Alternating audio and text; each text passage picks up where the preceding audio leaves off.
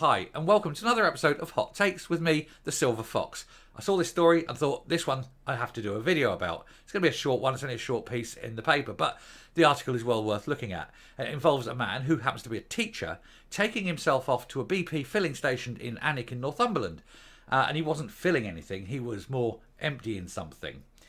This particular case, he was in a public loo, having a very good time with himself and wearing his wife's bra.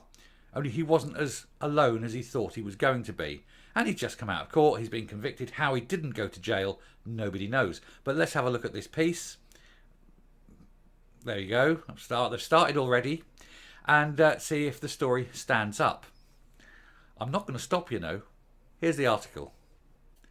So, male performing arts teacher, well, he was certainly performing, wasn't he? Who was caught wearing a bra while performing an act in an unlocked female toilet at a BP garage by a horrified mother and her 5-year-old daughter is spared jail. I suppose he could say it was a performance. You know, I'm just giving a quick performance.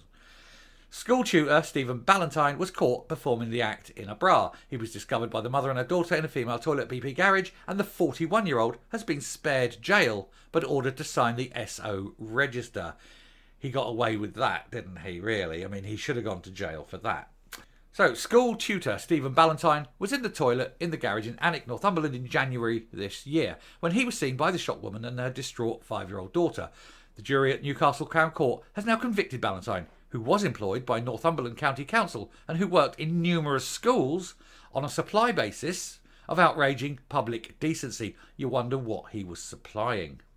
The council later confirmed that his employment has been terminated. He's been fired. He's shot his bolt. It's out of the bag. Ballantyne was sentenced to 5 months, suspended for 2 years, with 200 hours of unpaid work. Well, he's already done a fair bit of manual exercise, so he should be used to it. He was also ordered to sign the SO register and be subjected to a harm prevention order, and was given a restraining order banning him from going to the BP garage in question or any female public toilet. He shouldn't be anywhere near a female toilet anyway. In a victim impact statement, the mother said, "I wish to say that this has disgusted me. I'm in shock. I think it's wrong with what he has done, and my 5-year-old daughter has seen this man." And there is a picture of him. I want everyone to know this is the man. And he has been doing something, wearing a bra. He's, you know, it's keep it in the privacy of your own house. You want to parade around in your wife's underwear? Go for it, mate. Go for it. Enjoy yourself. Let it go. Let it all hang out. Yeah. Don't do it in a garage. Don't do it in public, you sicko. Anyway, another woman who witnessed the scene added, "I wish to say I'm shocked by what I've seen. I was frightened and I can't believe this male has been doing this in a public toilet. I'm disgusted and his behaviour is clearly wrong." And it is, of course. Judge Sarah Mallet said the most serious aspect of the case was the fact that the act was witnessed by a young child. You remained for a lengthy period where you had been seen and remained for a time after you'd been seen. He was probably getting off on it.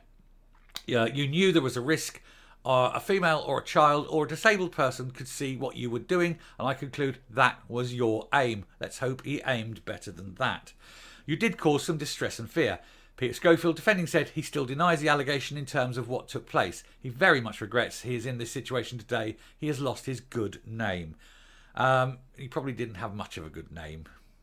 He's worked as a performing arts instructor for more than 20 years, leading up to the pandemic when he was furloughed. Well, he was ploughing that field, wasn't he? He speaks with some pride about his students. Less so now, and I wonder what his students are saying. He was involved in 19 or 20 schools a week. Wow, he was getting through them, wasn't he? Working on a supply basis, working for Northumberland County Council. He has had to close a bank of experience providing worthwhile tutoring for students, and that's a real loss. Well, he should think about that before getting the old man out and strangling him. It's horrific. With his background, well, what he was doing was fairly horrific. With his background, that he is appearing before the court in respect of something as humiliating as this. The fact he engaged in this conduct so close to home, with the risk of people knowing him, is bizarre in the extreme. A Northumberland County Council spokesman said it is the local authority's responsibility to ensure Northumberland's children and young people are safe in the environments in which they learn. For this reason, and following the investigation into Mr. Ballantyne's behaviour for the relevant authorities, we made the decision to terminate his employment. Yeah, they gave him a big hand. They gave him a big hand and sent him on his way. told him not to come again.